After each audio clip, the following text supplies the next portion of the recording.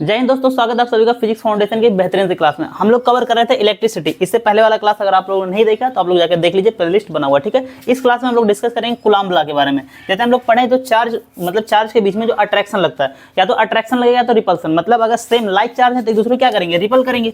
अगर plus plus है तो रिपल करेंगे, माइनस माइनस है तो भी रिपल करेंगे, और प्लस माइनस एक दूसरे को अट्रैक्ट करेंगे। मतलब ये फोर्स या तो अट्रैक्टिव होगा या तो रिपल्सिव होगा। देखिए ब्रह्मांड के जितने भी फोर्स हैं सब के सब अट्रैक्टिव और रिपल्सिव होते हैं, सिर्फ एक को छोड़ के, जिसको हम लोग ग्रेविटेशनल फोर्स बोलते हैं, गुरुत्वाकर्षण बल बोलते हैं। गुरुत्वाकर्षण बल हमेशा क्या होता है, अट्रैक्टिव होता है, अपनी तरफ पृथ्वी खींचता है। बाकी जितने चाहे मैग्नेट के बारे में पढ़ेंगे हम लोग, मतलब सेम पोल रहेगा तो भी क्या करेंगे, रिपल करेंगे, और अनलाइक पोल रहेगा तो भी क्या करेंगे, एक दूसरे को अट्रैक्ट करेंगे। वैसे चार्ज में होता है, मतलब अगर लाइक चार्ज है तो रिपल करेंगे, ठीक है, और अनलाइक चार्ज है तो एक दूसरे को क्या करेंगे, अट्रैक्ट करेंगे। लेकिन ये कितने फोर्स के साथ एक दूसरे को अट्रैक्ट करेंगे या रिपल करेंगे, इसको बताया किसने था, कूलाम्ब ने। किसने बताया था, कूलाम्ब ने। जैसे मान लीजिए हम लोग के थोड़े मतलब इस टाइम के जो बुद्धिजीवी लोग हैं, कुछ लोग न्यूटन को बोलते हैं कि ग्रेविटेशन के बारे में पहले से बता दिया गया था, को न्यूटन ने क्या नया काम कर दिया, मतलब वैल्यू नहीं दिया था। भाई साहब ये तो सबको पता है कि पृथ्वी अपनी तरफ हर चीज को खींचती है, तो कोई भी बता सकता है, लेकिन उसको एक्यूरेट फार्मूला किसने दिया, कितने फोर्स के साथ खींचता है, वो काम न्यूटन ने किया। ये चीज ध्यान रखना, ठीक है। तो हम लोग अंडर एस्टिमेट नहीं करना। तो ऐसे कूलाम्ब ने भी क्या कहा,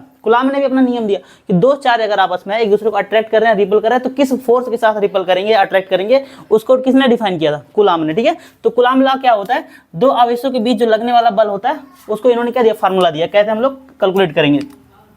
जैसे मान लीजिए कोई चार्ज Q1 है और कोई चार्ज Q2 है, दो चार्ज है और इनके बीच का डिस्टेंस कितना R है। तो जो फोर्स लगने वाला फोर्स होता है, इन दोनों की क्या होता है, प्रोडक्ट के डायरेक्टली प्रोपोर्शनल।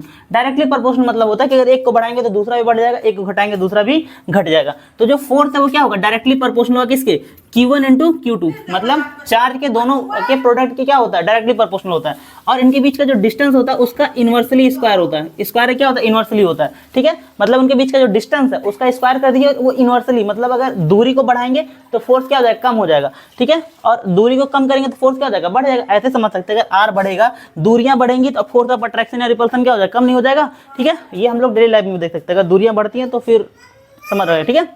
तो F जो है इनवर्सली प्रोपोर्शनल होता है किसी R स्क्वायर के, ठीक है, R स्क्वायर के। अब इसको अगर हम लोग कंबाइन कर दे दोनों इक्वेशन को तो क्या बन जाएगा, F directly proportional to Q1 Q2 upon R square. अब फिजिक्स कहता है जब भी हम लोग प्रोपोर्शनल का सिंबल हटाते हैं एक कांस्टेंट ऐड करते हैं। वो कांस्टेंट हम लोग क्या ऐड कर दिए, K ऐड कर दिए। क्या कर दिए, K ऐड, ठीक है। जहाँ पे K क्या होता है, जिसको हम लोग कूलाम्ब कांस्टेंट बोलते हैं। क्या बोलते हैं, कूलाम्ब कांस्टेंट बोलते हैं, ठीक है।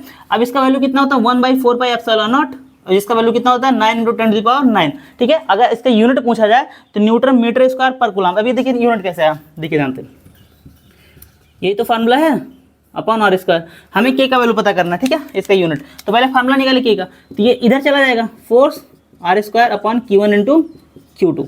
अब फोर्स का यूनिट क्या होता है, न्यूटन, R का मीटर स्क्वायर, और अब बटे कूलाम्ब स्क्वायर, क्योंकि चार्ज क्या होता है कूलाम्ब, तो दो बार coulomb, coulomb into coulomb, coulomb square हो जाएगा, ठीक है। जिसका वैल्यू कितना होता है 9.8 इंटू 10⁹ न्यूटन मीटर स्क्वायर पर कूलाम्ब स्क्वायर। इसी ध्यान रखना। तो हमारा फॉर्मूला क्या निकल गया, F बराबर K Q1 Q2 upon R square. इसको हम लोग और क्या लिख सकते हैं, F बराबर 1/4 pi epsilon not Q1 Q2 upon R square.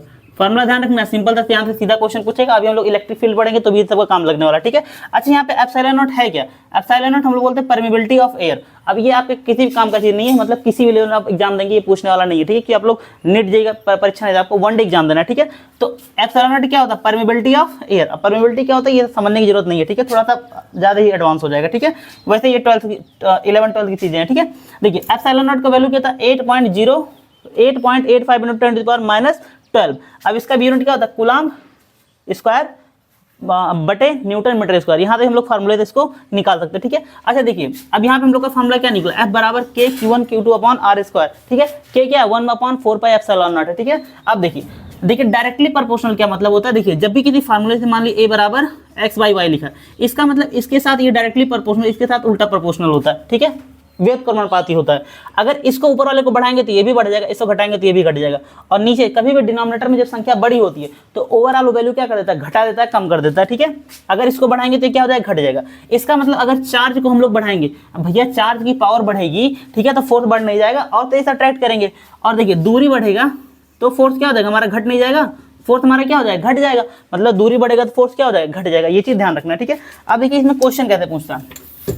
अगर सिंपल सा क्वेश्चन पूछेगा कि दो चार्ज है इतने गुलाम का, उनके बीच का इतना डिस्टेंस है, तो बताइए क्या बताइए, फोर्स बताइए, ठीक है। सिंपल सा क्वेश्चन पूछेगा तो Q1 Q2 रख देंगे, R का वैल्यू रख देंगे और 1/4 K का वैल्यू 9 × 10⁹ इसको रख देंगे और कैलकुलेट कर लेंगे, हमारा आंसर आ जाएगा। अब इसमें देखिए कैसे क्वेश्चन पूछता है, यदि दो आवेशों के बीच की दूरी को 2 गुना, मतलब जो बीच का दूरी है उसको 2 गुना कर दिया जाए, कितना कर दिया 2 गुना, तो देखिए यही तो फॉर्मूला होता है, मतलब नीचे यार Q1 Q2 में कोई चेंज नहीं किया, सिर्फ R², इसको 2 गुना कर दिया तो 2 गुना कर देगा तो 2R² 2R का होल स्क्वायर हो जाएगा, तो 1/4R², कितना, मतलब देखिए 1/4 हो जाएगा हमारा फोर्स, क्या हो जाएगा 1/4 1/4 हो जाएगा, क्या हो जाएगा 1/4। अब देखिए आपको क्लास बच्चों के तरीके से पूरा डिटेल से नहीं सॉल्व करना है, ठीक है। यहाँ पे आप F बराबर माना Q1 Q2, ठीक है, R²। अब ये हो गया। अब दूसरा फोर्स जब भी हम निकालेंगे तो चार्ज वही रहने वाला है, लेकिन R हमारा 2R हो जाएगा, क्या हो जाएगा 2R। अब यहाँ तक अगर इसको कैलकुलेट करेंगे तो Q1 Q2/4R², ठीक है। अब देखिए इतना जो वैल्यू है, इतने की जगह हम लोग फोर्स लिख सकते हैं, नहीं लिख सकते, नहीं लिख सकते हैं, तो F' जो नया वाला फोर्स आएगा F/4 आ जाएगा, ठीक है। इतना ध्यान रखना, मतलब अगर दूरी को जितना गुना करेगा उसका स्क्वायर में क्या हो जाएगा, उतना बटे हो जाएगा, ठीक है। ये चीज ध्यान रखना, ठीक है। ये था कूलाम लॉ। अब इसका आगे हम लोग पढ़ेंगे dipole, electric dipole movement. Class आपको कैसा लगा कमेंट बॉक्स में बताइए। मिलते हैं अगले वीडियो में, तो तक के लिए बाय बाय, टेक केयर, जय हिंद, थैंक यू।